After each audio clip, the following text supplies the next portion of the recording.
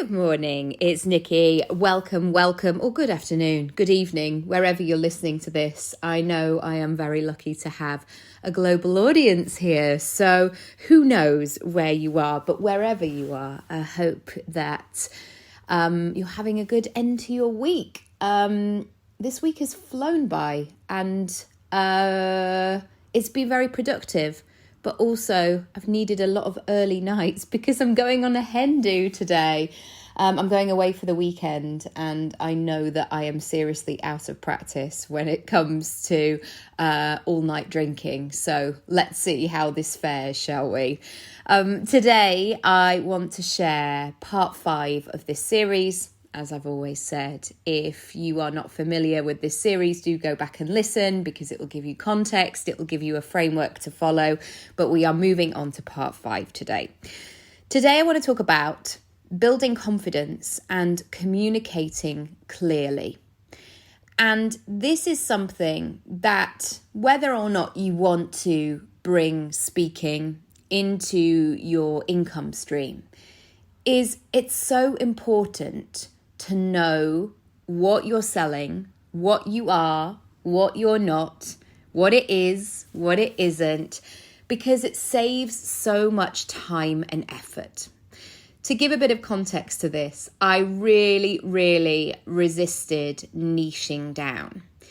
And although I would say I do have a niche to a certain extent now, I look at my clients and they are quite varied. I don't have a niche that is, I guess, as neat as I only work with people called Sandra between 36 and 42 who live in the West Midlands of England. Like, I don't have that.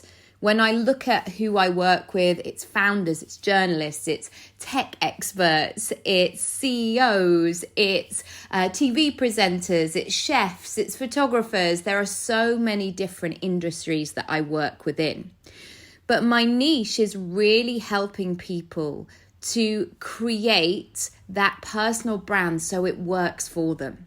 It works with their personality, their circumstances, their own personal goals.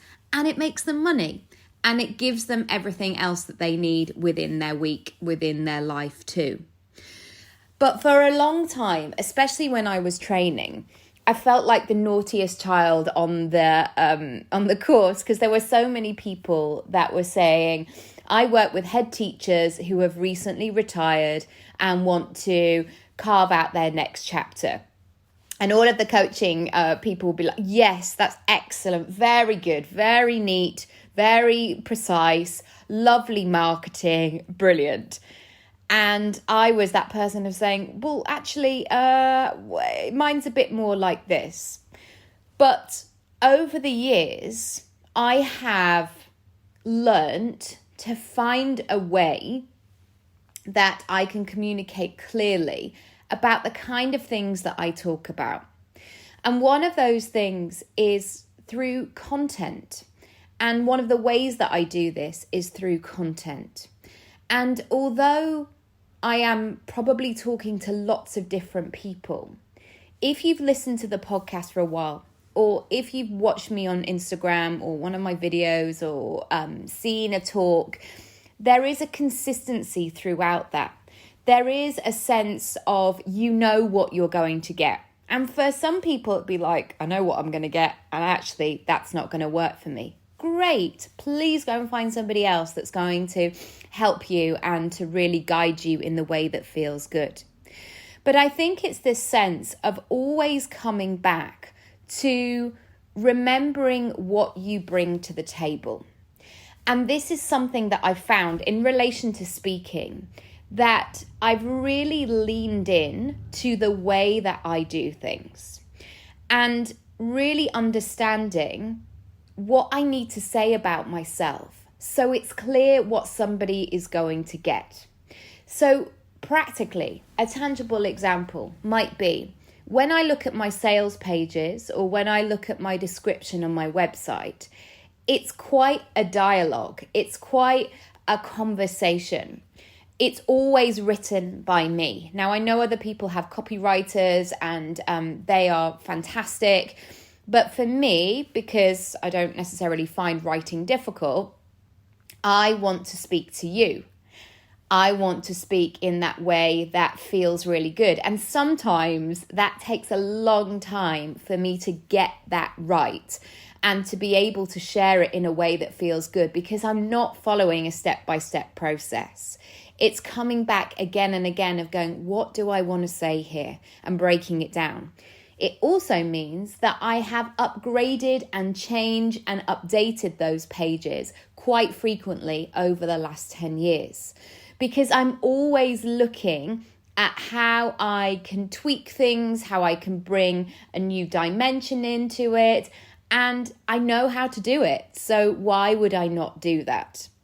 So the way that that translates is that when people book me for speaking, they are probably looking for somebody that's going to bring a bit more of that conversation. And one thing that I see in terms of speaking when I've been on panels with people or I've been on the bill with other people is that there are some speakers, and their audience absolutely love this, but I'm just giving you another example because I'm not like this, where they go onto the stage and they say, I am the expert, here are the facts, and now I'm delivering them to you. And my way is not that. I am much more interactive. Like, I love people to have those breakthroughs in the room. I love to work with people, to workshop it, to make it really interactive and lively. So knowing that that is the way that I present at the end of the transaction, or however you like to say it, I've got to reflect that in the way that I am communicating clearly. Also, I allow more time when I do speaking gigs to speak to people at the end and at the beginning of what I do. So I am that person who is having a coffee with the people that have booked me, or I am having a chat and welcoming people into the room, gauging what's happening. Now, I do charge to reflect my time within that. But again, going back to what my personal brand is, I don't want to be like, okay, the room is silent, the lights have gone down, and now we introduce Nikki, and here I come as this big expert. That is not for me right now. I mean, I slightly do that when I do character stuff, I guess, as theatres. But for speaking, I want to be right there with you. I want to be in that setting where I'm having that conversation. Another thing I want to say is I know that people shy away from speaking because there is this sense sometimes that they're going to have to be somebody else, like a character. And over the years, I've been to some conferences, I've been to workshops, to seminars, where people kind of dance onto the stage. Or they sort of do it, if you're familiar with Tony Robbins' work, they do a lot of chest pumping, they do a lot of high fives, they do a lot of talk to your neighbour and share your deepest trauma with them. Go! Say 3 terrible things about yourself. Go! And my God, that is not my way at all. I mean, even just saying it to you, I'm like, no, that does not feel good in my body. But for some people, that's how they get their energy. That's how they communicate their message. And I think when I began speaking, I thought, oh gosh, I'm going to have to be that. I'm going to have to be that and do that. And that doesn't feel right. And now I know I don't. And I tell you what, once you can release that, and it's the most liberating thing. And secondly, it then gives you an idea of what things will work for you or what things you want to incorporate. And another question I can give you here is, what is your ideal version of this? How would you do it? Because it's likely that if you don't want to go, woo, hi everyone, la la la, it's probably likely that your audience, if they meet somebody like that, they might be like, oh God, don't pick on me. Don't pick on me. My mum went to a comedy evening the other night, and we were all talking about it around the dinner table. And she was just saying, I just spent the whole time thinking, please, please, please, please, don't do anything with me. Don't ask me anything. I'm just here to enjoy it. Please let me do that. And I loved her sharing that, because I know, oh gosh, there's all this sort of stuff, isn't there, where people go, I'm here to make you uncomfortable. I'm here to release all these things. And now is not the time. We have to be full of integrity. We have to be careful in these scenarios of how we're showing up and what we're doing. And finally, what would it be? What would it look like? How would it feel to be you? To talk in the way that you do, to communicate clearly, but still be you. And I would love you to sit with this today and perhaps think about people that you love to watch online or that you resonate with. What is it about what they do? Maybe it's the way that they speak. Maybe it's the way that they share. I love watching those fashion people who they just wear loads of different textures and fabrics, and they are so in their body. They are so who they are. So, I would love for you to recognize that today. And I would love you to look back perhaps over work that you've done and ask yourself, did this feel like me? Or why did it feel good? And really start to analyze it and have a closer look and see what comes up.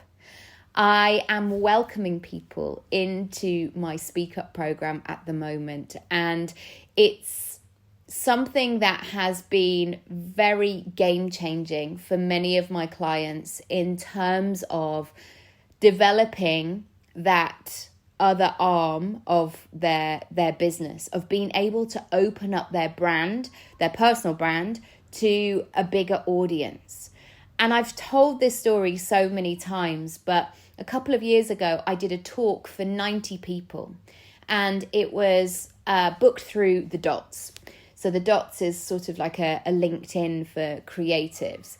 And you were able to see who the attendees were going to be in advance.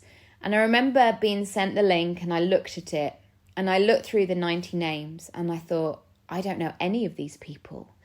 And how brilliant is that? So in a morning, within 45 minutes, an hour, I had got to meet 90 people that potentially could add to my audience or listen to my podcast, 90 people that I could help through that process.